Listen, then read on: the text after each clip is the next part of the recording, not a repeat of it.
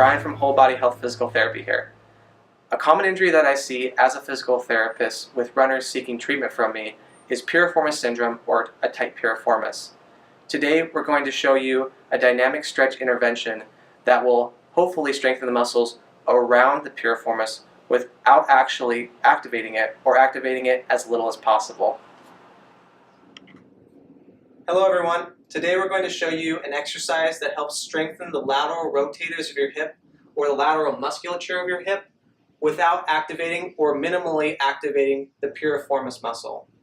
So to show this and demonstrate this exercise, I have Justine as my associate. We're going to use a blue TheraBand, and the TheraBand is going to be more for stabilization rather than actually strengthening anything. So I recommend using a TheraBand that has more resistance to it. What Justine's going to do is she's going to take this TheraBand and she's going to place it on the bottom of her right foot.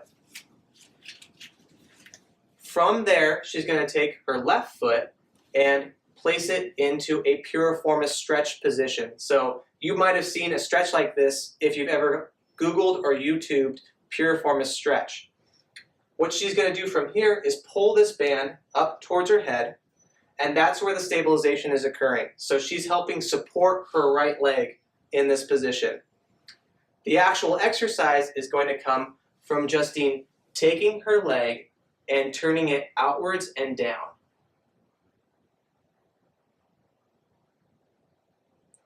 What you're going to see is her body will be rocking just a little bit, but the rocking motion is actually coming from her activating this left side lateral rotator. What she's going to feel is a deep, deep burn on the outside and a little bit underneath, more towards the buttock. When we do this, we want to do the exercise until it fatigues. So instead of adding a number of repetitions to it, do the exercise until you feel that burn, then do a few more repetitions, then take a break.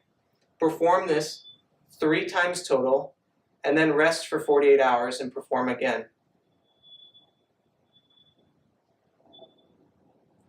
So why exactly does this exercise work? Well, we know that the piriformis originates on the anterior aspect of the sacrum and inserts on the greater trochanter of the femur.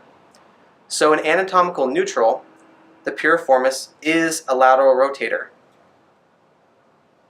However, in the exercise that we just showed you, we flex the hip past 60 degrees.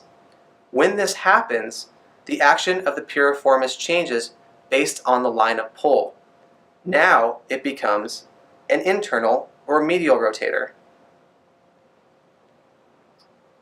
So in essence, the exercise that we showed you placed the piriformis into a position that made it a medial rotator, and we started to strengthen our lateral rotators in that position. When that occurred, theoretically, the piriformis now will not be a lateral rotator, or if it does activate at all, it's going to be very minimal because it's also in a stretch position. Thank you for watching this video, and we hope you enjoyed it.